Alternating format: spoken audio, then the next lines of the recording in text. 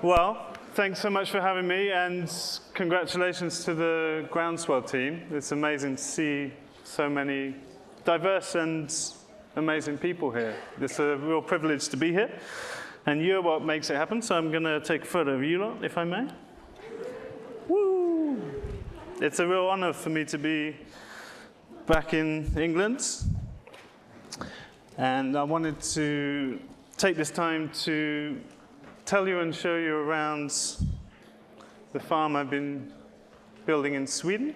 So I've been on a long journey. I decided to be farming when I was 15. It was a vision to create a habitat to raise my kids in. That's what initially seeded that. And I went to agriculture school for horticulture and organic crop production. And it was pretty rubbish. I left there like hungry for knowledge, and my journey with uninstitutions began.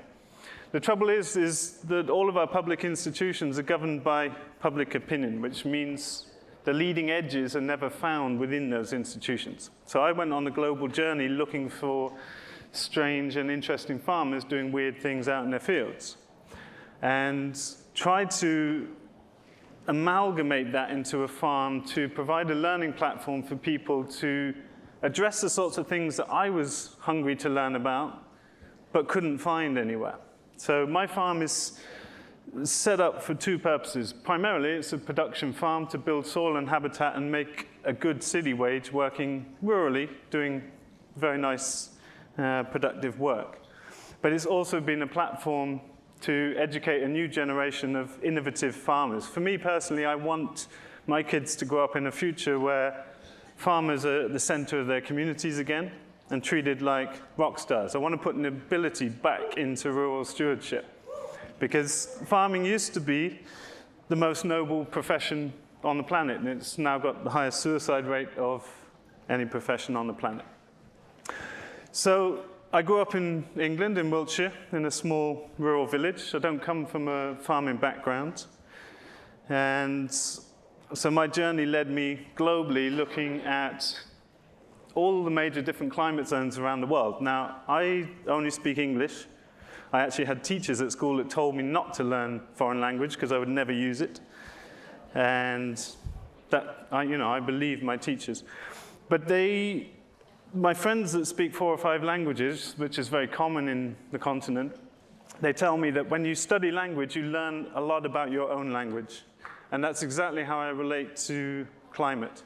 If you study how ecology functions in the tropics, you learn something about your cool temperate climate of England. If you extract patterns, and that's what regenerative agriculture is about for me, is extracting patterns, understanding things in pattern languages. And that's how our brains are actually designed to observe and hold data. If you look at indigenous knowledge all over the world, it's held in art and dance and rhythm and song. People that have no written languages, that have 700-year-long cycles to meet up from different parts of a continent, and they all show up on the right morning, right? And we call them uncivilized. So I've been on a deep anthropological journey looking at learning. Because to be a farmer, you have to be a plumber, electrician, a butcher, a vet, a marketer, all these different skills, but you need to have enough knowledge of each of them. We need to have a lot more generalism in our education systems, I think, and less isolated, siloed information, which is a big problem with farming, and it's a big problem with economy, governments, education, etc. Anyway, I moved to a much colder, more conservative, more expensive place in England, where people said it's impossible to start small farms. And this would not even be considered a farm in Sweden because of its size. It was originally 10 hectares, but now I bought an additional piece of forestry, so 13 hectares. But this drives a very high level of economy. And the most impressive thing about this farm is that I'm in the middle of nowhere.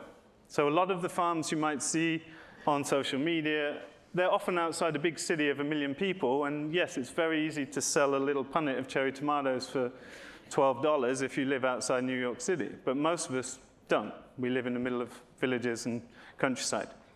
So this farm is mostly forestry, actually. It's hidden under the topography. And so we're driving nearly all of that production from just a few hectares of pasture. This is what the land looked like. It had been run by a couple who were very thrifty and the sort of people that would stick 40 nails on a hinge to keep a door alive for the last 50 years. And they'd been doing horse-drawn wheat and raising their own pigs and things.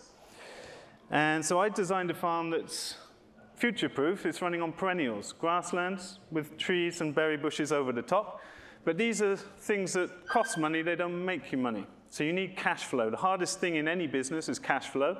And with farming, that's your biggest hiccup because all your expenses typically at the beginning of the year, and maybe you'll get paid at the end of the year. But a lot of the work that I've been doing is teaching young farmers how to plan and manage proper business.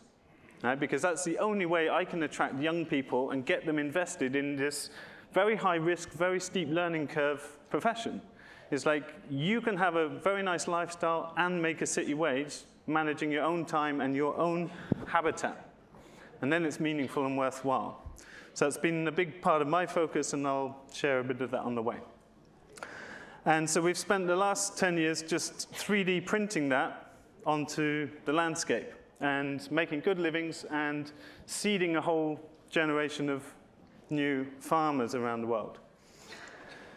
So what is regenerative ag? I think, we're living in a time where this movement, as like all movements, has started to get tribalized maybe and co-opted by big ag who maybe don't have holistic bottom lines.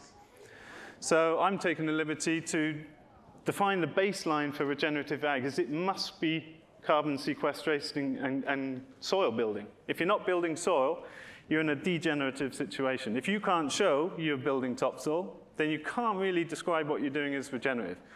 Farms that build soil typically make a good living. Farms that damage their soil typically rely on subsidies. They don't work as businesses, right? And we're in England where the average age of a farmer is what? 65 maybe? And they say to their kids, don't go into farming, go to the city, get a real job, because they've debased the soil, which is the only resource you actually manage as a farmer. So soil building is super important. And obviously, different people within the regenerative ag movement have different definitions of what regenerative ag is. But I think we can all agree it's based around building soil and habitat. Managing holistically, I'm referring specifically to Alan Savory's work, which I'm sure everyone here has heard about. And that's one of the key points to the success of our farm. We're not sitting around planning and making decisions. We are very clear what we're trying to achieve. So decision making was very simple. And that's a really big piece. If you're not familiar with that work, I would really recommend people go and study that in depth. We're mimicking and supporting ecosystem processes using less oil, less money, less debt. So super low cost enterprises that are symbiotic ecologically, but also pay back their investment cost in the first year. And so I focused on modular, scalable enterprises that could be, all of what I'm showing you could be started on rented land behind your neighboring beef farmer or whatever it is, right? So you don't even need access to land. So one of the big problems I see is that young people can't get into farming because they have no money. Land access here is incredibly hard. Old people can't get out of farming because all of their money is locked up in infrastructure or debt. So you've got this big generational problem. And so I wanted to really focus on scalable, modular, replicable enterprises that can be flexed to anyone's particular circumstance. And then my job has been training up people to fit those recipes to their land-based, customer-based, climatic zone from wherever they come from in the world. We're certified by our customers. I don't want to be organic certified. I want to run better than organic certified, but there's a couple of points where it doesn't suit my management. I need absolute flexibility of management at all times to manage my soil ecosystem processes, right? And an organic broiler chicken must be 84 days old. Some guy in Brussels who's probably never raised a chicken made that number up, and it's got no relationship to the breed of chicken or the welfare of that bird. So I can't have someone in Brussels making decisions about me, a poultry expert, how to manage my birds. It doesn't work. It doesn't make sense. And everything else on our farm would meet those standards. But that one thing is enough of a reason not to certify organic for me. It's too restrictive. I need absolute precision in my decision making. And so we work certified by customers. We're relationship marketing. That's the only way for a small farm to work economically, is me having a relationship with you, my customers, and farming the type of customers that we actually want. There's always a Mrs. Jones who's a pain in the ass, and she wants to talk for 2 hours and only buy a tray of eggs. It's like, you've got to like farm the customers. They've got to meet you halfway. You know? You're probably busier than they are because you're a farmer. So we've been very strict with how we create our customer base and manage it so it fits our lifestyle. And we've got very innovative models that spread across Scandinavia that I'll tell you about at the end. So we should be building soil, building biodiversity, we should be getting paid a proper living wage, and everyone should be winning. The customers should be happy, and that's what we have to manage towards. This is a drop of rain hitting bare soil, and these are clay particles flying up in the air, which in 60% of the world's surface leads to desertification. Right? But it happens here with clay capping, and we see you've got some very difficult soils around here, where this is what we're managing. We're managing soil resources. And this old phrase of don't let anything off your farm that can't walk or fly off on its own. Right? This is a typical site in England. This is up in the north of England, 40 mil rainfall event, and you've got tons and tons of topsoil walking out the farmer's gate. Right? That's a pretty typical site, sadly, nowadays, but 1 millimeter of topsoil loss is 10 tons per hectare. And it ain't walking back uphill anytime soon, right? So it doesn't matter if you're organic, biodynamic, shamanic, whatever. If you're losing topsoil, there's nothing sustainable about that, let alone regenerative, okay? So this old adage from one of my early mentors, you've got to be blue before green and black, right? If we have water under control, life happens. You're 75% water, so is a grass plant, so is a cow, so is a turkey. Right? And so water is the limiting factor of all life on Earth. If you have water under control, life happens in exponential growth. Humans' biggest problems, we don't understand exponential growth, and we don't understand microbiology very well. They're the two biggest limiting factors to our thriving on Earth, you could argue. But water out of control causes catastrophic problems. And this is the pattern of all growth and decay. It's exponential. All growth comes from exponential, expansive spirals, patterns that repeat themselves from the micro to the macro across the entire universe. And all death is the opposite. But it's exponential. So our job as farmers and landscape managers is to put the pieces of the picture together where we can even accelerate nature by following these processes of succession, and then have the humility to step back out the way and let it go. You know? And then we are, as Joel Salatin would say, we're acting as a conductor on a symphony of the pasture. That's really what it is, you know? And in that, there's space for wildlife, there's space for biodiversity growth, there's space for leaving farms better than we found them, making a good living, and inspiring people to get involved and connected to their food. When I have a farm open day, there's 90-year-old ladies crawling around, scratching through cow manure, looking at dung beetles with me. They've never put their fingers in cow pats before, and now they're excited about it, you know? So when we have water under control, plants grow. Where plants are growing, we all know plants are pumping out short-chain polysaccharides, sugars, into the soil. Wherever there's food, life happens. And so grasses and plants are putting down sugars, that's carbon, short-chain carbon. Creatures are dying in the soil, they're pooping in the soil. So we've got short and long-chain carbon. And carbon's what makes soil work, right? One particle of humus in the soil holds 4 molecules of water to it. So if I increase my soil organic carbon by 1%, I can now store 144,000 liters of water per hectare in the topsoil, exactly where plants want it to grow. And if I'm an organic land manager, I want to increase my soil organic carbon by 5, 6, 7, 8, 9%, right? Because that's my bank account. And then what happened in 2018, we had a big drought across Europe, didn't we? I think you had one last year, no? But what I saw in my passes, and you can go back on YouTube and see this, my neighbors had gone yellow, and their grasses were stunted at knee height, yellow on the 1st of June. All the slaughterhouses in Sweden were booked up for the rest of the year. I had the same species of grass up to my forehead in rapid photosynthesis, with 60% of my last grazing put onto the ground, trampled, which farmers call waste. That's my carbon bank. And I've got soil moisture on the soil surface 110 days without rain. I didn't have any loss of production that year at all. And these are the things that, you know, if you didn't know what you're looking at, just looks like a field of grass. But when you see the neighbors and can compare it, these are the things that start triggering people's thoughts and how we affect how they're doing production. So carbon holds water, and we want many % more carbon. We can do that in vegetable production through the methods that we've been using, and we can instantly increase the carbon levels. We can do it with grazing very effectively. We can do it through tree planting. But however we're producing food, it should be focused on building carbon. Because not only is carbon holding water, it's anti-compaction. If you walk through an old-growth forest, it's spongy and bouncy. There's a whole layer of carbon before you get to the mineral soil. Right? It's anti-compacting. It buffers pH back towards neutral, and then that sets the boundary conditions of what you grow. You know, unless you want to start doing open heart surgery on the soil and changing the pH, you know, that's open heart surgery. That's not how nature does things. Right? So we allow the climatic conditions to create the limitations of the most energy efficient species that we will farm.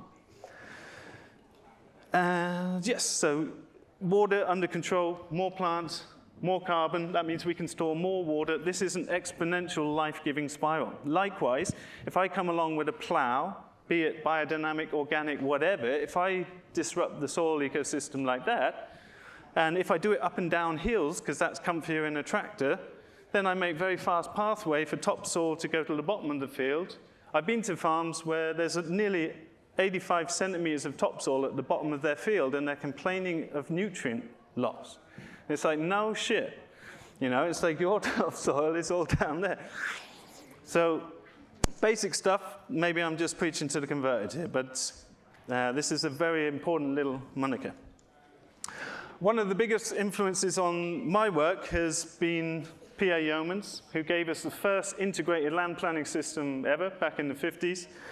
And anyone that's dealing with larger landscape or city planning would do well to study his works. They're still the most subliminal design approach that I've come across in the ecological design frameworks. But they're written in Old English by an Australian, so they're quite hard to read. But you can find all of those books on a wonderful resource called soilandhealth.org.au. It's out-of-print agriculture books. You can find André Vasson's work, a lot of amazing books, all of Cato and Plato's books about farming 2,000 years ago. That's a wonderful resource they put together. But keyline designs, it's a bit like holistic management. People have seen holistic management connected to grazing cows, but holistic management's decision-making framework. Right? That's all it is. And people have seen keyline plows and funny patterns, but it's an ordering framework for how you plan farm landscapes, from 1 hectare to 1 million hectares. This is the order and priority with how we place emphasis in our design, because you see at the bottom here, soil is extremely malleable. It's very easy to destroy soil, but it's also very easy to build soil. We built 25 centimeters of active topsoil in the first 3 or 4 years of our farm through very high density mixed species animals and through using a keyline plow, which is just a very fancy, well-designed subsoiler. So this has been a very big influence on my work, and I would recommend people look into that if they're not familiar with P.A. Yeomans.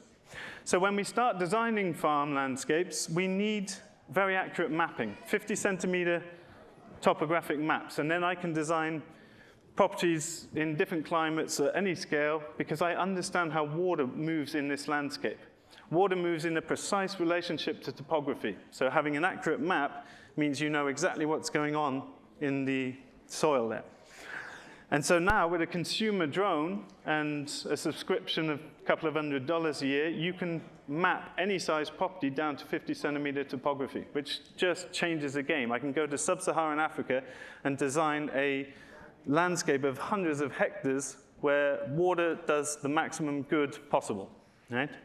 So that's a big part of my approach to farm layout. P.A. Yeomans famously said, the only fence line that most farmers get right is their perimeter fence.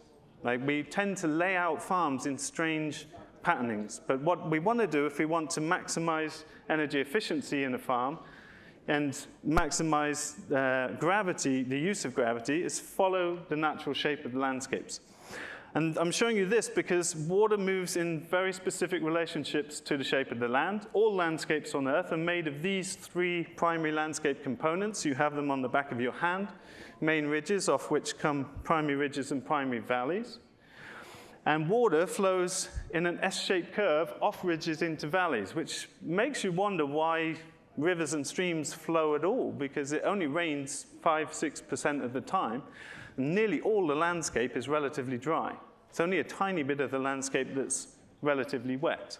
So what we do with this understanding of the geometry of topography is we create patternings in the landscape that we can use this special tool to create incredible changes at very low cost and risk, okay? This is a yeoman's plow. So his son, P.A. Yeomans, died, but his sons run the plow company. And this is just a glorified subsoiler. It's actually got wombat points, which mimic this explosive spherical tunneling of wombats, the Australian marsupial.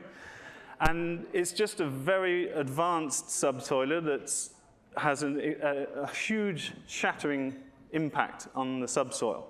So the only difference between topsoil and subsoil is life, air, water, right? So I can come along to my compacted fields, which have been plowed by horse every year. Nowadays we have, very heavy horses that plow deeper and deeper. But anytime you pull a metal thing through the soil, you create compaction. So I have a penetrometer. It's a tool I push in the ground, and I can see how deep it is and the pressure reading of how hard I'm pushing, so I can build a 3D map of my soil under the ground without disturbing it. So I did that around my farm when I moved there, and at about 18 centimeters, I've got a plow pan. I've got an area where it's more than 300 pounds per square inch to push through. Well, a plant can't root through that. But then when I get through, it gets soft again. So that tells me, oh, someone's pulled a plow here everywhere across the farm, not very deep because it was a horse-drawn one. So now I can use this tool to break up compaction, allow air and water into the subsoil, which means plants can root. Wherever plants root, they release sugar, more carbon, more water, exponential, off we go, okay? But the pattern this is used on is very particular. You can only do this on a map.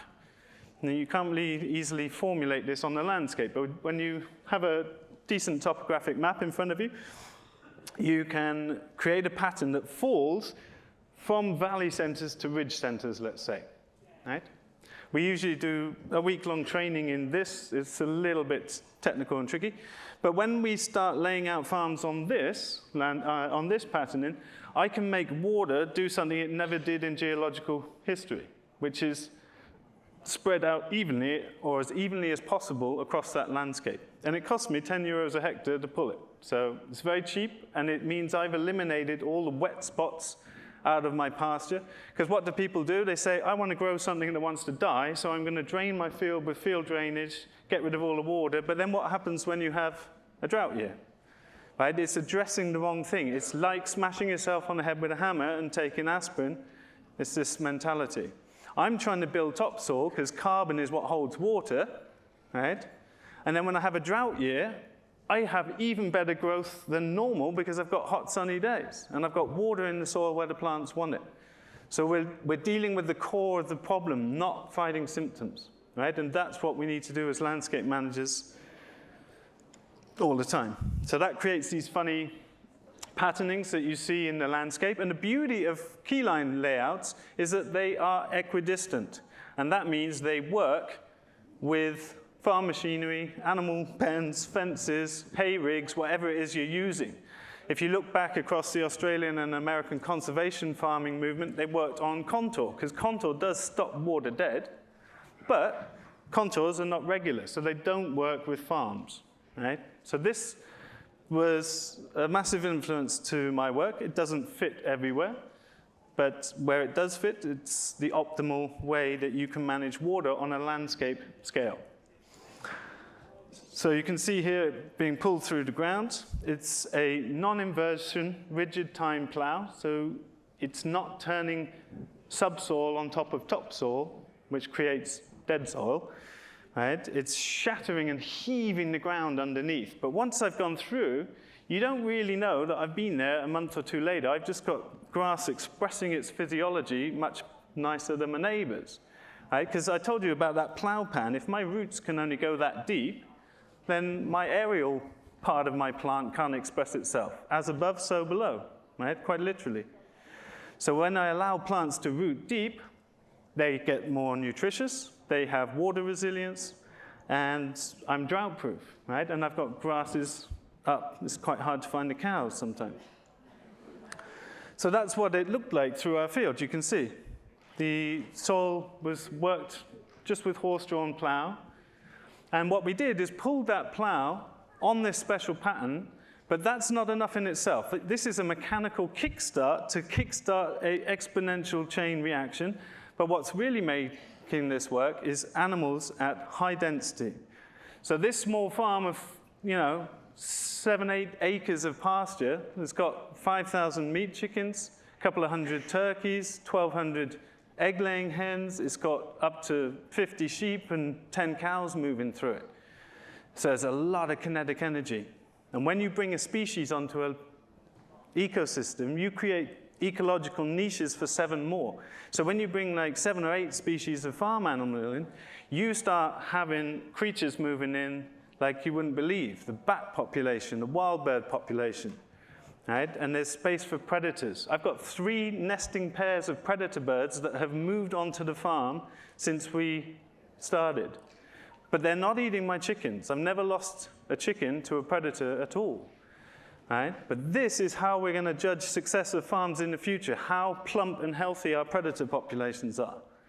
That is maybe a bit next level for some, but that's where it should be in our ecological thinking. Right? We're not excluding nature. We have wolves and lynx and elk and moose, and it's still a lot of wilderness in Sweden. So it's the key here is animals at high density. When Europeans first went to North Africa, you can read tales where they would go hunting off elephant back and shooting 3,000 gazelle in an afternoon. But think about that. If I fire a shotgun in this room, not many of you are going to stick around, right? So if I can shoot 3,000 gazelle in a weekend, that tells you something about the magnitude of scale of animal populations we're talking about. When Europeans first went to North America, there were 60 to estimated 100 million bison running around. How wide is that bison run? How long does it go for? How far away can you hear them running? We don't have pictures of this anymore. We see 4,000 wildebeest on National Geographic and we get awestruck, but we're talking numbers that we can't compute. We talk about $50 million and da-da-da. We don't know what it means. We can't picture these things, right? We're talking about huge amounts of animals that managed our grasslands. And that's what we need. If we want to make pasture come alive again, you need animal density. And you can do that through, instead of running predators, which is not very energy and cost efficient, we can use electric fencing. Right? So it doesn't mean anything about the number of animals on a particular farm. It's talking about density of the animals that are on the farm. Right? One cow can't regenerate a 5-acre paddock. It can't do it. Right? So this is where I ended up specializing in poultry, because on a small farm, you can have a lot of poultry. Right? And they also happen to be a fantastic cash flow organism. So we run reticulated pipes around the farm to bring water wherever our animals are moving. So we're mimicking nature by moving livestock on a daily basis. Very simple, low-cost solutions, gas pipe to take water in any direction off the main lines, and these quick-release pipes. So wherever the animals move, they've got water, and we're not carrying water around, because moving things is entropy. And then over the top of the fields, on the same, what we call a keyline cultivation pattern, we've put in silver pasture of nuts, berries, and all of the cane fruit. So we've deep ripped, like digging a meter deep hole under each tree. You know, most people, when they plant trees, they don't dig very big holes. Right? You really, like, if you want to plant trees, you need to understand that trees come from very advanced ecosystems. You know, if you look at the level of bacteria in an ecosystem, as it complexes towards forest, that decreases, and the level of fungi increases radically. So if we're planting trees, we're farming microbes. We're trying to create the conditions that tree wants to thrive in the soil, and then tree looks after itself. Right? And so we often take credit for the wrong things. We get excited about the vegetables we grew. Well, they grew themselves, didn't they? Like, if we put the right conditions in front of them, they do most of the work themselves. So we like to credit ourselves for things we didn't really do. Our job is just to put the pieces there and step out the way again, right? So to get the fungal populations going here, we've deep ripped, because forests grow on dead forests, i.e. uncompacted, carbon-rich land. Then we've created a vegetable bed on top to basically make it easy to plant. And then we focused on fungal foods, rock dusts, particularly phosphoric rock dust, carbon material. So we've captured indigenous microorganisms from the forest systems, inoculated compost that we can make on the farm, and we've created fungal islands in the pasture. You can plant an apple tree in the grass and it will survive, but surviving isn't thriving, right? We have a very weird relationship to that because doctors know more about sickness than health, right? Most of the health ministers in European countries do not look like a picture of health that I would like advice from. And so all of these tree systems are parallel, as I said before, so we've scaled it around what we intended to use the land for. These broiler pens are 3 meters wide, so I can fit 3 in a row. So I have north-south facing-ish rows where they're 9 meters apart. Then I have east-west rows, and Sweden's very dark, obviously, so light is a limiting factor. So I've made them 18 meters apart, so I can always fit multiples of things that are going to be using this space all the time. And they're getting the fertility to the top fruit, and that creates the skeleton, the pattern of land use. All farms need a pattern of land use. Most farmers just don't create one. They just use an existing hole in the fence or wherever a gate was put. But you know, on a big farm, when you scale this to tens of thousands of acres, big machines, multiple trips a year, use a lot of fuel. And just driving around the landscape in an energy efficient manner can save 10, 15% of fuel. That could be the difference of farmer has holiday or farmer doesn't have holiday. That's quality of life. That's the bit missing. And the next step for this movement is, yes, we can make living farming, but how do we also have a very good quality of life while doing that? So that's something that I'm starting to focus more on. So that's the pattern of land use, and then up at the top of the farm, it's like Sweden. People talk about the Swedish forest, but it's just monoculture spruce. 90% of the trees in Sweden are spruce. They're privately owned, and it's a monoculture. It has a diversity of 1. And it's not a forest. It's a vertical toilet roll. It's a vertical desert, basically. And I don't like it. So we had it. It was cut down just as we moved on to the farm. The previous owner extracted capital from that. And then typically you're left behind with blueberry and sort of scrap wood. So what I do is I copy nature, because we see in nature ecosystems are governed by patchy intermittent disturbance. 60 million bison come huffing through, stamping, shitting, urinating, but they don't come back for months. Wild boar, they make a mess, don't they? But they come through, they rootle up an area, they create 3D dynamic edges on the soil surface, and they create, or they allow the conditions for more tree species to germinate than were there before. But they don't come back for a long time. So movement is key, patchy intermittent disturbances, right? So I bring in pigs, and I raise them in the forest systems in a very time-controlled manner to create that disturbance, and then I bring the cows and sheep in, and they deposit their gut flora and fauna all over the landscape. And I've been documenting this on YouTube for many years, so you can see the progression of our neighbors who was cut at exactly the same time. They've still got all their brushwood lying around. They've still got the forest species like blueberries, etc. But the pigs have buried all that, so now it's decomposed. Now we've got pasture species from the cows and sheep, and we're getting very diverse broadleaf forest grow back, which you don't see in the landscape anywhere near me. We've got 100 oak trees per hectare. There are no mature oak trees within 100 kilometers of me, except 2 outside my house, very big ones. Right? So people don't even know what the native landscape looks like there because they've never allowed it to be. So I'm turning it back into broadleaf agroforestry because whatever the world economy is doing in 100 years, oak trees are going to be useful. And I'm making 50, 60 times more income per land unit with the livestock underneath. So I get the best of both worlds. So they come through, and that's allowing the cows and sheep. This is quite a long time ago. These trees are now 9, 10 meters tall, but they're pruning the lower branches. And that allows a little bit more light through, which allows a little bit more pasture growth. And the quality of pasture under there is fantastic now. So we're using animals as tools, you know. Pigs want to dig. That's why they have this shovel on their face. So if we allow animals to express that physiology, then they're healthy. They get the micronutrients they need, and they do jobs for us. We don't need to do labor that's unnecessary. But to fund this process, we needed enterprises that we could start at low cost and make money straight away. So we've done that through pasture boilers. I'm maybe going to skip through these fairly swiftly because tomorrow I will talk in depth about the different pasture poultry enterprises, if you're particularly interested in those. And market gardening, I'll do a session on that tomorrow as well. But this has been a mainstay for us. We have a simple brooder. We buy chicks. They're in the brooder for 3 weeks, and then they go outside. And in Sweden, we have 3 months frost-free, and that can vary 20 days either way. It's a very harsh climate. But that's kind of nice, too, because I get, you know, as a veg grower, I get 4 months off to go surfing or whatever. So I can only do 6 batches of birds in my summer. I'm only doing them outside, so it's a 6-month production window. But the most profitable livestock-based enterprise you could imagine, and the best cash flow enterprise.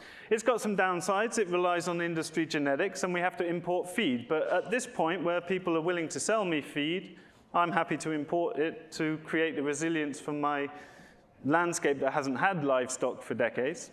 I'm happy to do that while I can. And at the same time, I can start saying, hey, Mrs. Jones, you like my pastured chicken? Have you tried a pastured rabbit? Here you go, try one of them. Or geese, or these kind of things. As the food system changes, we're going to have to go back to these energy-efficient animals, pigeons being the best, which the UK has a lovely history of, and sadly it's not so common anymore. But these are the most energy-efficient livestock creatures. I have a fantastic book that, if anyone wants a book on weird, wonderful livestock for eating that no one's doing anymore, I can email it to you. It's an incredible book. So this is a great enterprise because in 8 weeks, I've got something extremely high value that I can get the cash back straight away. And when we first launched this, we created our own farm currency, and we could pre-sell them up front. So suddenly, I've already sold 800 chickens. I haven't even raised one yet, but that means I know how many to produce. Okay, I'll produce 1,000 and sell a couple more. So I'm not producing too much, which is just as wasteful as not producing enough, right? And that's a massive nutrient input for the pasture. If you want to build pasture, poultry can do that faster than anything else, right? Especially at high density like that.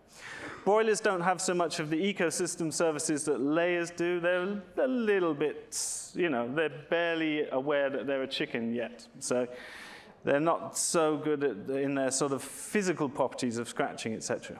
So we've been doing very lightweight Salatin-style pens, and we've also developed a roller pen model that gives birds a lot more space and is more efficient.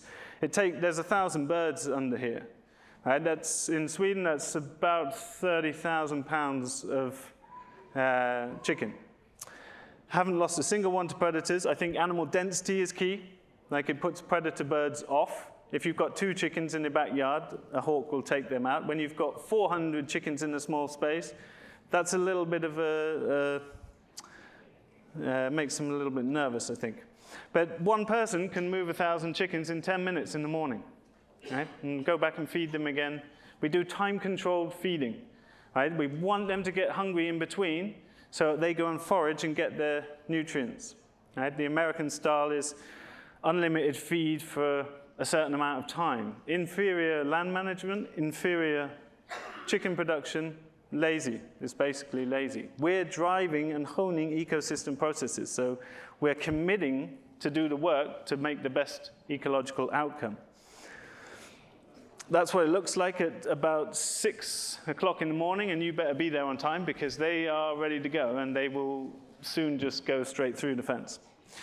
And animals have feet and wings. They can move themselves, you know. It's a very easy system. This is our low-cost slaughtery. We built a slaughter facility that's approved. It's about 10,000 euros. And that's what allows us to extract the income for this enterprise. We're not outsourcing that to someone else.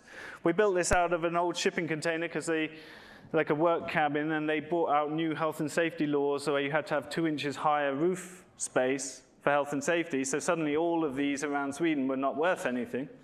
So it's like, we'll build all our infrastructure in these. And we built this without, it was me, a German guy, a Portuguese guy, and we couldn't read the Swedish regulations. So we just built it and then phoned them up and said, come and inspect it.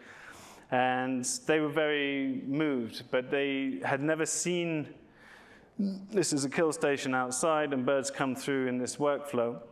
They've only seen machines in a big factory that's moving through 5,000 birds an hour.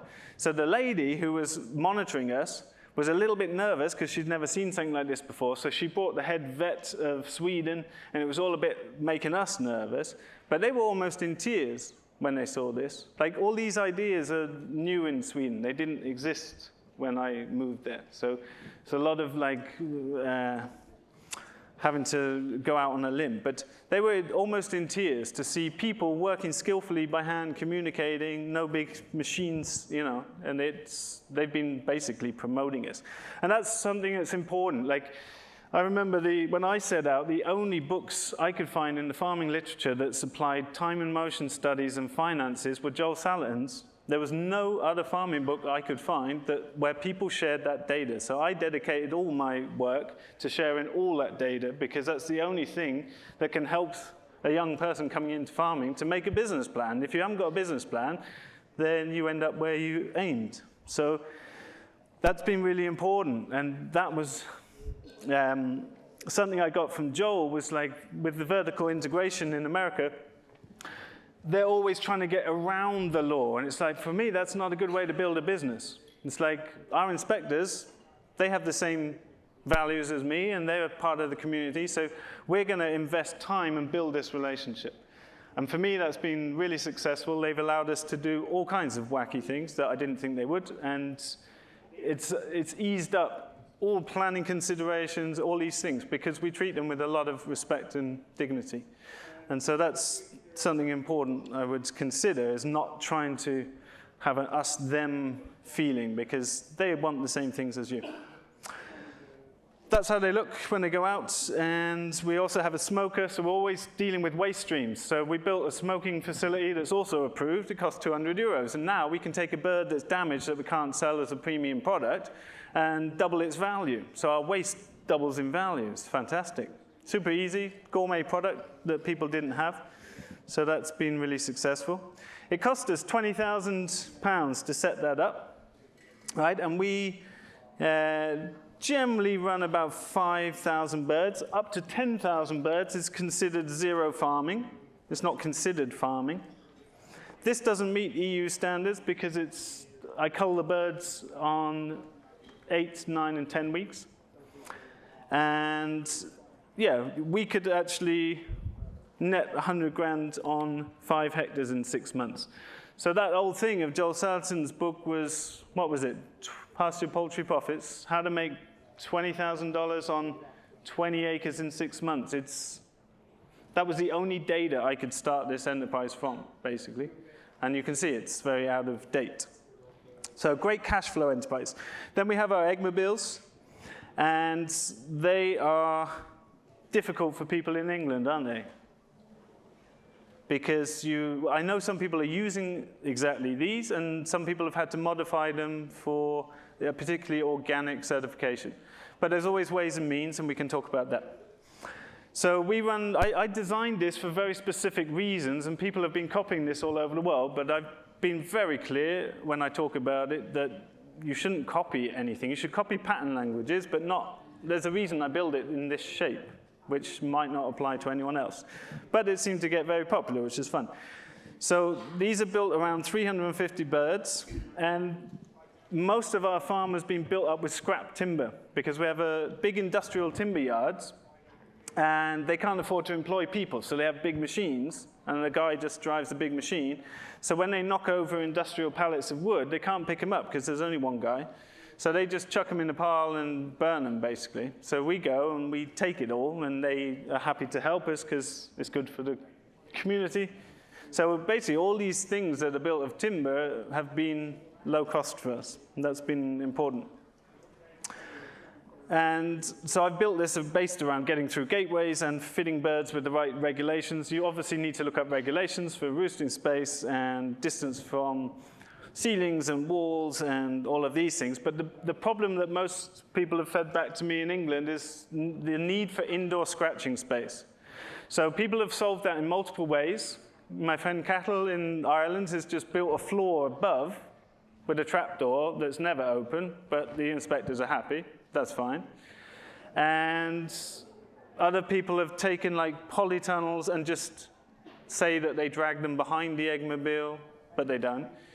And the thing is, right, I'm not encouraging anyone to be negligent, but we do need to push back against these things. Sweden is now starting to change the regulations around eggmobiles only because I came along, built them, shouted about it, and 50 other people have built them. Now they're actually addressing the national regulations because there's a bit of noise, right? So you have to do a bit of that too, but you have to know more about it than the inspectors do, you know? If I can run rings around you explaining the life cycle of E. coli, Salmonella, Listeria, then you're going to allow me to do what I want to do because you know that I know. Right? So I'm not encouraging people to be negligent, but chickens only go inside to lay an egg or to roost. So why do they need scratching space at night? Do chickens scratch at night? No. Do they eat and drink at night? No. So this makes no sense. So I'm willing to go around that regulation because it's just not good enough. You know, my interest is the welfare of those birds and the quality of my soil. So I'm managing for them. And I think we need some of that. We need people who push a bit against those things, otherwise it doesn't change. But you could easily redesign this to have that space, or you just lower the density of birds inside, and it would be a pain in the butt, but that's a way around it. Simple roll-away nest boxes. Now some of the commercial models are getting affordable, which is really nice to see.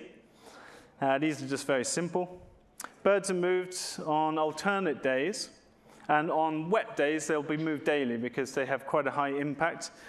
That classic 2 left feet, 2 right foot, 400, 350 chickens in a small, you know, typically 400 square meter fence has a big impact if you don't have the armoring on your landscape.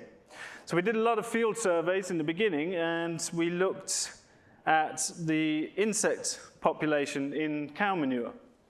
And so every 6 hours, we would crawl through cow pats and record the different types of insects and what they're doing, so that we could time the interaction of the chickens with the larger herbivores.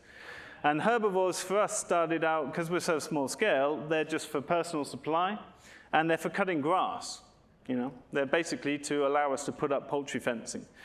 But the grazing is planned, and it scales up and down on different years. But basically, we're trying to time the hen's interaction with the herbivores to take out fly larvae, which is incredibly beneficial insect protein for the chickens, omega-6 rich insects. And we've allowed all the beneficial creatures like dung beetles to do their job and move out of those piles in the meantime, right?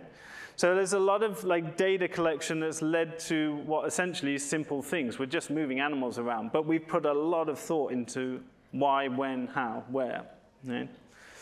And that's important because you read things, you know, this is an idea that Joel Salatin came up with. In his climate, it's a 3-day cycle. In ours, it's a 4-day cycle.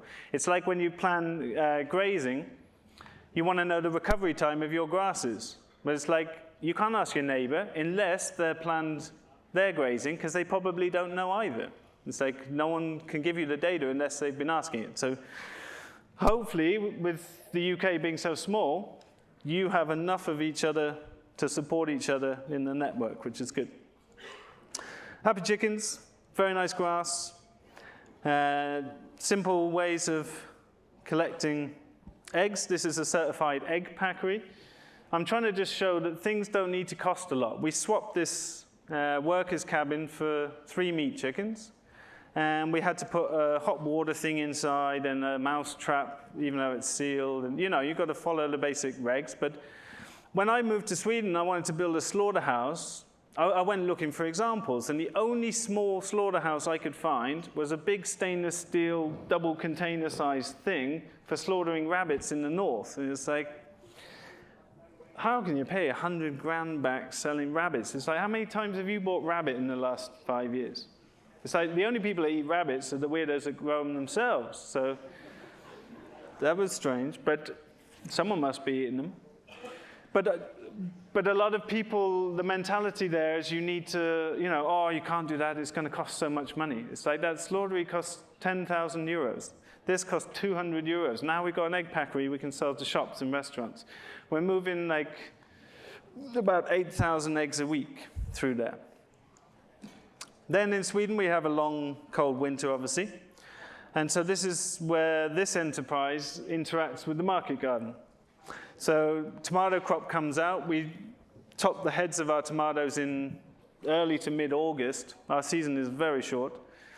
And come end of October, we rip out those plants, and we start a deep litter system. Right? So we're using carbon to capture the rich nitrogen manure, and this is creating the compost for our no-dig market garden. So there's 800 hens in this little tunnel, and they produce about 40,000 pounds of eggs in the wintertime. So these expensive bits of infrastructure, like tunnels, should be constantly in use, you know? And for us, the growing season is only half the year. So by the end of the winter, they're about 70 centimeters up in the air. And then they get culled, and we sell them as pulled meat. We sell them as stewing hens, or more recently, we've been just selling them live to home, you know, people that want 5 hens in the backyard, because they pay double what we originally paid for them. So we've got a year of production out of a bird and then sold it for twice the price we bought it for. That's good maths, right? And then we bring out all this material, and obviously, with livestock manure, you need a 6-month period for not growing crops in raw manure, but the bottom bit's 6 months old. So I just scrape the whole thing out and then bring back the lowest bit to create the beds for, there's 1,000 tomatoes in there. So it's a little highly productive space. This is a really low-cost enterprise. For me, it costs 10,000 euros to build 3 eggmobiles capable of running 1,200 hens. We were selling eggs 34p excluding VAT. I've just seen now, every time I've come to do education in the UK, farmers here seem to struggle more than most countries in Europe that I've been to. Like people in Germany and Scandinavia are willing to spend good money on food. Much more so than the UK, where you have like a national riot if the price of milk changes. But having said that, I've just been on a tour of the South Coast, and people are charging for eggs and meat chickens and meat more than I charge in Sweden. So that gives me a lot of hope, because a lot of times I've come to the UK, people are like, yeah, but. And it's like, there's no excuse now if you can charge those prices. So that's really good to see. This is a great enterprise because, like, we had the broilers. That's a lot of work in a short time, and then it's done. And you can sell frozen birds. There doesn't seem to be any difference between fresh and frozen in our customer base. They don't care. But it's all in that summer season, whereas the pastured layers is year-round. So it's very little work every day, but all year round. So that's a big part of my work with young people is like, what do you want your life to look like? You know, do you want to go skiing for a month every winter? Do you want to go surfing in Bali every year? Okay, then here's little things you can do. Like, here's enterprises that fit what you want to do, you know. And this is a really nice one in terms of if you're rooted to a place, it's year-round, but it's very low input. So my farm is running, it's almost like the tropics in my climate. Like spring, we don't really have spring and autumn. It's basically winter, and then you get a little bit of summer. And then growth is catching up. So we, you know, our last frost date would be maybe 8th of June. Right? That's an average last date where I am. But my plants will catch up with yours pretty quick because we obviously have very long daylight hours. It's never going dark in the middle of summer. But it's something to consider. It's like what you want your days to look like depicts what things you might decide to farm, you know. Like the idea of waking up at 4 in the morning every day for 40 years doesn't appeal to young people these days, does it? So very profitable, and I think the ecosystem services of this enterprise are phenomenal. Like chickens have done more to build my topsoil than anything else on my farm. And then we run a no-dig market garden. So I went into organic crop production, very traditional, left that feeling that hadn't really evolved for decades. You know, most of the traditional ways of growing have been around in France and England here. They haven't really changed. The only thing that's changed is tools and planning things. And I started growing like this 20 years ago, experimenting with it, and I've become convinced of, well, a few things. I was scared to talk about this in public way. I need to be careful with my speech, but hearing people like Charles talk about it, it's given me the confidence to share that. But we basically have 0 crop rotations. We don't graft tomatoes that we grow in the same place every year. We don't have pest disease problems. We have rust spots on beet leaves. We get flea beetle pressure in Sweden quite badly. Everyone gets that. But there's something going on with this way of managing soil microbiology that leads to the health and vigor that I think I can't find that in a different way of producing vegetables. So it's very small, very intensive, and it's run on, this is based around 100 veg boxes originally. We don't sell boxes for some years now, but it was based around 100 family boxes on 1,500 square meters of beds. And we have caterpillar tunnels and bigger tunnels for high-value crops too. It's very aesthetic, but it's not the intention. That's just a happy byproduct. And it's the first thing you see when you come into the farm. So it's turned into a very strong marketing point. It's like if I come into a farm and the vegetable garden looks this beautiful, my chicken is obviously the best. And that's how it translates. If you go to a messy farm, it's like, there's a different signal there. It's like everything here is pristine. And as I've got older, it's like how small can you go and how little do you need to do? Like what don't you need to do? It's much better to run a small intensive system than spread yourself too thin and you can't look after any of it. And that's a common problem I see with people starting out, is they're trying to do too much at once. It's better to concentrate. I can keep that place squeaky clean in about 6 hours of weeding a year. Right? But I'm keeping, and what I think happens with this style of growing, a lot of people maybe new to that would think that we're just smothering out weeds. But no, we're tricking the ecosystem forward. This is now a forest floor landscape where those pioneers are not, there's no climatic trigger to say, your turn to wake up and fix the soil now. That's what weeds are, right? They're earth repair mechanisms. They're fast pathways for carbon to start building nutrient and water cycling in the soil. But they're there on the edges of gutters and cracks in the pavement to turn a bad situation into a situation that one day an oak tree will grow in. But now I'm creating, you know, a woodland floor that an oak tree would grow in. So the weeds that I get are tree seedlings, not annual pioneers, which is quite easy to deal with. So I'm happy about that. And then what we do with these pathways, because this land here is on the north of the farm. This was not our land originally, it was the neighbor's land. And he was like, you can use it for free, but you can't plant trees or anything like that. So we're like, okay, we'll build this. We never actually originally planned a market garden, because my journey in farming started with market gardening and veg growing, and it was like super hard work, super crappy pay. And I was like, there must be more to farming than veg growing. So I went off into other things, and I've come full cycle by the advent of the new tools that make human-scale market gardening fun again, you know.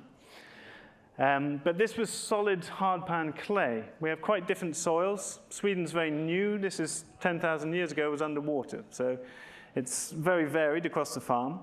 But I started this trend of level wood chip pathways as a way of mitigating excess moisture. So it soaks it up as well as the carbon in the pathways. And you can walk around in sandals, even in wet weather, and it's dry, and that's very pleasant. But it also keeps crops clean, because there's no soil bouncing up, right? So that means we eliminate a lot of the washing, which wash pack is 40% of a veg grower's work week. So we eliminate most of that, which is really nice. And then we have lovely things like King Stropharia mushroom. If I use about 50 cubic meters of wood chip in that garden every 5 years. It lasts 5 years, and then I replace it. It's spruce, because that's all we have in Sweden.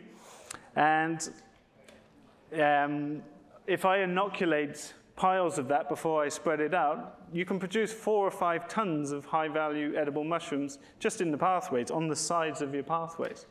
And they sell for 30 quid a kilo, so that's pretty good.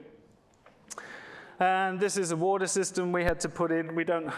No one has mains water unless you live in a city in Sweden. Everyone relies on boreholes. So we've used this geosynthetic clay liner that you can buy here for about £5 a square meter. It's cheaper than good pond plastic, and it works by bentonite clay expanding between 2 layers of geosynthetics and topsoil pushing it down so it seals up. Amazing stuff. And what's beautiful is 6 weeks later, that's a living ecosystem. And that's how moving soil around should look. You should plant and repair it as soon as you've moved soil around. So now we've got living water with fish poo, duck poo, further irrigating our market garden, which is nice. This is how we have to start all of our plants, because it's minus 28, minus 30 at the time we start our seeds, and there's no light, so we need light. Here you can do it much easier, which is lovely. And most of you that are veg growers will be very familiar with these basic tools, based around Elliot Coleman's work with 30-inch or 75-centimeter beds. But these are all the tools that 2 to 20x your time. If anything doubles your efficiency, it's worth investing in. If something 20x is your time, you are crazy not to have it, you know? So tools like this greens harvester and seeders that, you know, I can precision sow 12 rows of carrots on a 75-centimeter bed in a matter of 30 seconds. Right? So these are the things that got me back into veg growing, because it's actually fun when you have the right tools.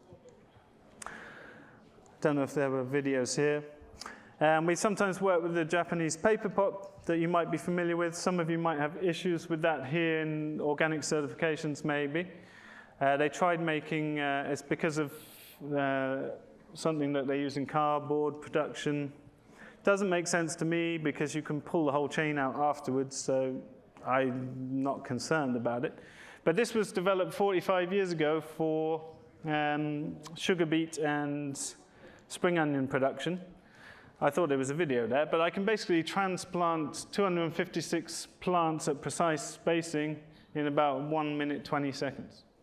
That's nice. And the seeding system that comes with it also saves a huge amount of time in the seeding process. These are just our simple toolboards. We stick tools in the middle of the gardens, minimizing movement. Everything's based around a lot of time and motion studies, which is what I put together in my book, a lot of the financials and time and motion studies. We try and extend the season, but our limiting factor is not heat, it's light. It's too dark to overwinter things, and it's nice to also have a holiday for us. These are the caterpillar tunnels I designed, and they're available here in the UK. My friend Jake deals with that. Caterpillartunnels.co is where you can find these. Very cheap, flexible, modular, movable structures for season extension. Much cheaper than static houses. And then very simple means. We just use simple row covers and insect nets for crop protection. And that's it. That's the only pest disease control we do, is physical barriers. Simple wash and pack station. So we harvest everything the morning it's going out and get it in a chiller. So we have big chillers running on CoolBot systems to minimize the amount of energy used. And we use these Kanga boxes. That's just a brand name, but just insulated boxes. I can keep 10 chickens in one of those frozen for 12 hours or so. So super low-cost way of delivering refrigerated and frozen products without needing an expensive delivery van. Everyone aware of these things? They're used all over now in cellars, like wine cellars, cheese makers, market gardeners.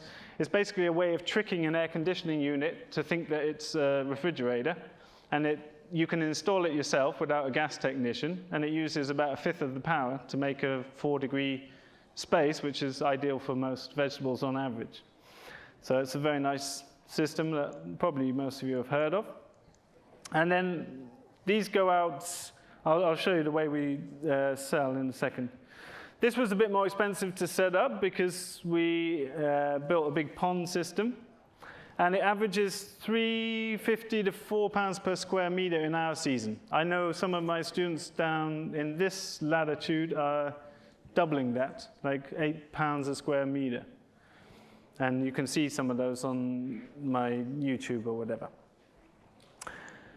I'm going to fly through these because on top of these, we are selling lots of other products, but at different levels each year based on breeding cycles and financial requirements. We plan finances of, I want to get paid this much at this end of the year, and then we work backwards and forwards to make plans so that we get paid what we said we do, which isn't novel to anyone that runs a business, but it's often novel to farmers.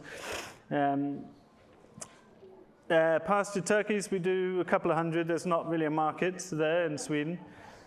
We do heritage beef, pork, charcuterie, and lamb and mutton.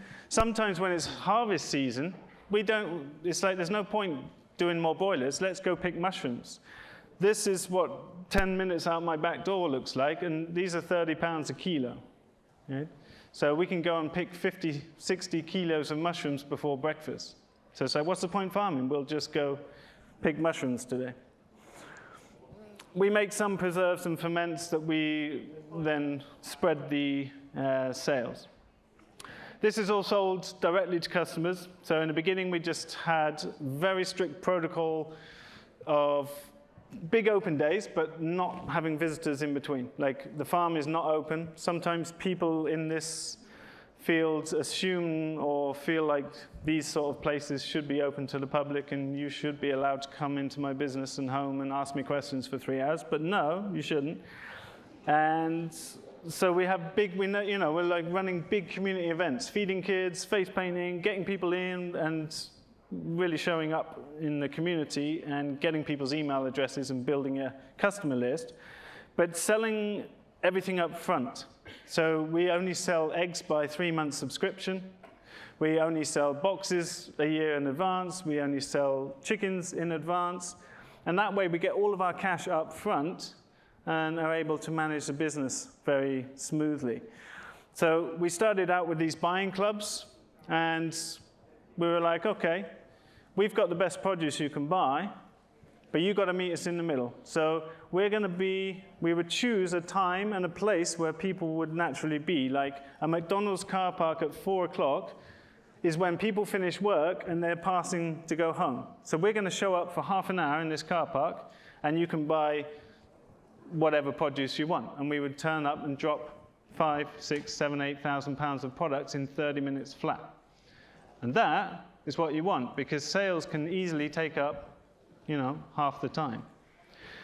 Tried to get other Swedish producers to come with us because there's a critical mass thing. It's like if you can get your bread and your meat and your cheese and, a whole critical mass of produce, then even more people are going to be excited to shop like that. But it was a bit too strange for them, so they never joined us. And then these Rico rings came out, and this is something that's now moving something like 100 million euros through Rico rings in Scandinavia now. It comes from Finland, where something like 1/5 of all produce is bought through Rico rings, and these are basically pre-sold farmers markets run through Facebook. And I got behind this, and we set up a bunch, and I promoted it a lot, and there's now 700 odd around Scandinavia. And it's basically, I've been able to teach people my methodologies, and they can just start up, and there's an automatic marketplace for them. So it's made it really easy for people to start farming in Scandinavia. So there's like a network of producers, and we set a time and place that we meet and communicate through that. And then there's an outward-facing one. And there's 1 in 5 people in the local towns that have consciously, individually gone and joined that group. 1 in 5. That's pretty cool. And so then they get exposed to your weekly ad. You're like, okay, I've got 30 eggs, trays of 30 eggs. They cost this much. This is how I raise my birds. Here's a link to the video of my eggmobile.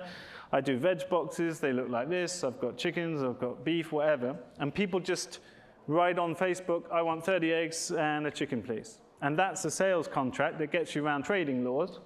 So now we can just find someone in the local town that's happy to host that, and they're usually really happy because they get passing footfall, buying coffee or whatever. And it's very efficient because it's kept to an hour in summer, half an hour in winter, because it's cold in Sweden, obviously. And all of our sales go like that. So that's how we sell everything off this farm, is 2 one-hour drops in the summer. It's very efficient. We're not spending a lot of time on sales. So that's a cool model that I think a few of our students have taken, maybe to Ireland. I haven't heard how it's going, but I don't think it's taken off here. But you can find out about it online. It's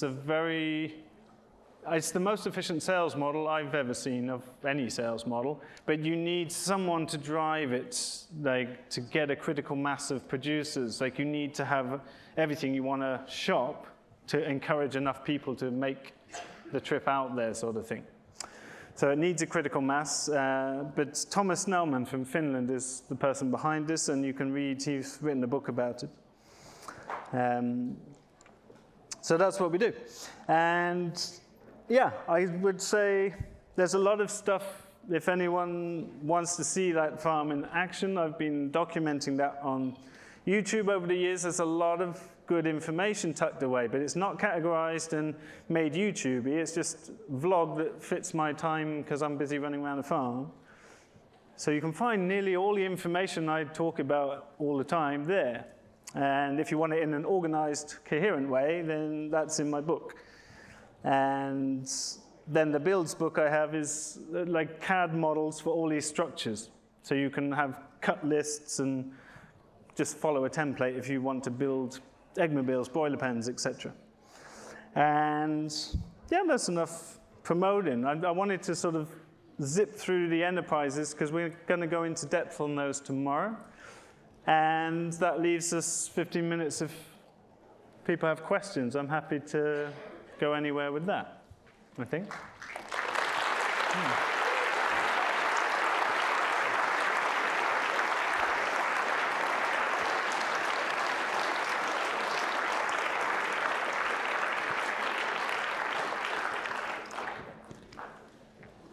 I don't know if anyone has questions, but how does that work? Is there a little microphone?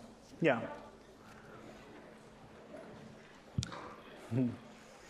Hi there, thank you very much for that. I've got a question about labour. What sort of labour units and how many people are working on the farm with you? It's clearly not just you, so no. Sort of what's that about? Could you need like four people full-time in the summer, and they will be focused on one area, but all responsible for certain things. Like we all pile in for chicken slaughter on Monday. And in the wintertime, it's a totally different story. So we need 2 seasonal people for 6 months, which is tricky. So 4 people, probably realistically 45-hour weeks, 50-hour weeks for me. But in the wintertime, that goes down to about an hour a day. It's basically just collecting eggs and feeding livestock. And then another hour and a half for sales and driving there and back. So wintertime is basically nothing, but it's been set out to pay 2 people a full-time salary year round, because we obviously have to live in the meantime. Yeah. Hi, when you were regenerating your forest there, the natural bodily forest, yeah. and you said you started with the pigs and then you moved the cows in, did you leave a lag for the saplings to take off? No, not the saplings. So, like moving pigs through, like age class of trees is going to be really important to decisions of timing. But no, it's hard to explain without showing like different trees, I guess. But we're moving pigs through and causing quite a heavy disturbance. And you can manage disturbance differently by the shape of fencing. So if you want heavy animal impact, a leading edge, like an expanding leading edge, gives you a lot more impact than any other way, actually. So in the beginning, we wanted to turn it over totally and incorporate all the brushwood, because that lasts, I mean, the neighbors, 10 years on, is still full of brushwood. We've got 0 now.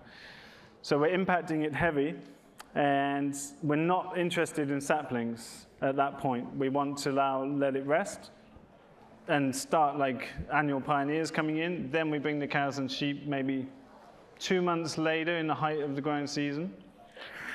And you need to have enough, like in that transition, you need to have enough. There isn't much grazing there at that point. It's like you can't rely on it for grazing. We're coming in and crash grazing it to steer it in a direction. 4 or 5 years on, now you can incorporate it into a grazing plan. But if you want, you manage the time based on what tree growth you want. I'm more invested in the pasture underneath because I earn so much more money on pasture than through trees. But you can manage that disturbance entirely by time. So it doesn't matter how old the trees are, unless, like the bit you're asking about with saplings is like, yes, you would need to take them out for you need to exclude pigs for some time to allow saplings to generate. But you can manage pigs with small saplings if you manage the time well. But you can't guarantee which saplings are going to survive, you could say. It's a really cool, you can get really lost into that system. It's a really amazing system to watch evolve. But now I haven't had pigs run through, I mean, there used to be like 50 pigs running through that, and now there's just a couple every year for my freezer. So I'm leaving pigs out to allow another, at some point you'd want to leave pigs out of that system again, I think. Yeah. Thank you. Question from the back. Hi. Are you noticing any stress in your livestock with them being sort of penned in as much as they are? No. No stress at all? No. No stress at all. Okay. And no. Like, what's important there, are you referring to the broilers? The meat chickens? No, not at all. But the broilers is, like, visually it's very dense, but they're not exactly, I mean, they're quite athletically challenged after about 4 weeks of age, so it's not like they're running around doing somersaults. In fact, someone broke a pen one time, and they're just walking round and round trying to get back in. They're not. No. They're not stressed. And the only thing I would say is those Salatin-style boiler pens, you need to adapt those to your climate conditions. Like wind and water is what kills young birds. So we have pretty intense weather protection, but then you must remember to lift it when it gets hot, because those pens are like a greenhouse. As long as you take the sides away in hot weather, then it's comfortable. But no stress. Like, we have very happy livestock. That's the goal. It's like it's got to work economically and build soil, but it's got to be good for the animals too. Next question. I don't quite understand why the many large Swedish predators don't regard you as a permanent, wonderful banquet. I think it's smell. Like, there's humans walking around the entire farm all the time. So I think things like wolves, neighbor's got 400 ewes. That's about the stay above bankruptcy just level for sheep farming. And she loses to wolves every year just next door to us, but she's got 400 ewes down a big field with no one around. I mean, wolves are pretty smart. I've had wolves on my front lawn, like talking with my dog. And like, I actually live in Värmland, where the biggest majority of the Swedish wolf population is. And we have trail cams for lynx and wolves, and they're very frequent visitors. But I think they're just totally put off by human smell. They don't want to come close to humans. So there's a density thing and a human smell thing. Like, the same with predators for my poultry. I think density is key. Like, it's off-putting to the,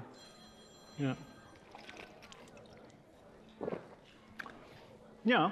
So, can I take you back to the keyline ploughing? Yeah, where are you? Over here. Yeah.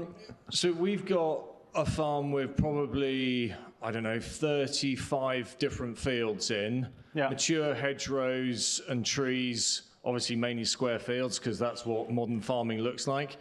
If we were interested in looking at the keyline ploughing, are we going to be doing that in an individual field basis, because we can't go through? What sort of thing might that look like? When we do keyline planning, we are looking at trying to find the least number of patterns that works everywhere. So Yeoman's, if you read Yeoman's books, it's a bit confusing, because he talked about primary landscape components and how to treat those. If you have primary ridges and valleys, they dictate how that pattern is created and laid out. But nearly all of us don't. In fact, I've only ever worked on 2 properties that had classical landscape features, one in Mexico and, 2 in Mexico and 1 in New Zealand. I mean, they exist, but most of us just have a random bit of a field that's not got that, right? So then there's a different way. This is what I've written about in my book a bit. There's a different way to make those patterns. You kind of have to make it up, but it has to always work the right way. But then there's 2 ways you could approach your farm. You could try and make one pattern to rule them all, as it were, not looking at what's on the ground, just looking at topography, and then cut it up. Or what I do practically is just take each field on its own. And so they won't necessarily be continuous, the flow in the landscape, but they will all do the right thing. But it's also not even, no, forget that. But I wouldn't start ripping out hedgerows and moving things. No. So just to finish off, sorry to monopolize you. So we are in Norfolk, which is not exactly known for its landscape features, but I take it, even with small gradients, this is where you possibly in some ways get the most effect. It will always be the optimal thing you could do with water on a landscape. But the implications would be subtle the flatter the landscape. However, having said that, even sandy soils can be compact. So you've got one thing is breaking up compaction. And It's just if you're going to do that, you should do it on that pattern, because it's not that it, like a common misconception is water is moving from a valley center to a ridge center. I've never seen that. That's not happening. It's more water is slowed down where it lands and still leaves the landscape in that S-shaped curve, but it takes a lot longer to do that, causing a lot more life on the way. That's a better way to think about it. Obviously, if the soil was totally saturated, it could create that, but I've never seen that happen. I mean, but it's something to consider. Over here, you have the McConnell shaker raider. That's a kind of like a keyline plow. You can buy wombat points for $50 each and stick them on any old subsoiler. And it's the pattern it's used on that's most interesting. But we've done most of the places I've worked on are like that. It's like random field blocks where we're just putting the pattern into each field block. And that's the best you can do. So, yeah. And a final question, please. Over here, sorry. Just wondering, with that sort of density of chickens, pasture-raised chickens, do you have an issue with phosphorus? And if not, why? That is a very big topic, which would cause us to overrun.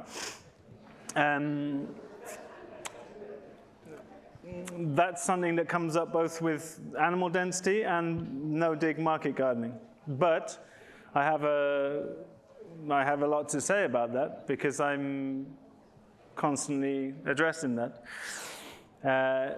Basically, agronomy studies are based on already damaged conventional farms, because they're the only places that create data, which automatically, with childlike logic, means really well-kept soil doesn't behave in the same way. So if you've got a maximum amount of animals you can put here, I know if I've got regenerated grassland, I can automatically put way more on without causing poor effect. This has been studied from a garden context at singing frogs in America through the FDA. And it's been studied in livestock in various places, and particularly in America. All of that nutrient is going to be there, but it's going to be held in the bodies of microorganisms in plant-available food format, which is exactly what you want. So if you had 60 million bison running around North American grasslands, and they're now desertified because we took all those animals away and implemented range science, then you would have a hard time arguing me under the table with your phosphorus level argument, because it doesn't hold up, does it? But I'm not saying you should do that. I'm just saying, however complex you think it is, it's way more complex than that. And the animal density that we had on this planet is far, far greater than any intensified farming system you would see. And those soils in North America that are now this deep and desertifying used to be 9 meters deep. People don't know what grasslands look like. They don't know that a grass plant can live 1,000 years, you know? We celebrate grandeur and oak trees that live 1,000 years, but an oak tree only moves liquid a meter a minute up its trunk. A ryegrass in photosynthesis is pumping sugar at 25 centimeters every second. You know, and you just see a waving field, but it's movement, it's energy. And you need animals to manage that. So that's a big topic, but I think there needs to be a lot more studies by forward-thinking agronomists on, like, soil is not just soil, is it? So, but I could unpack that a bit more tomorrow, maybe, I think. Yeah. Time? All right. Thanks, folks, for sticking around.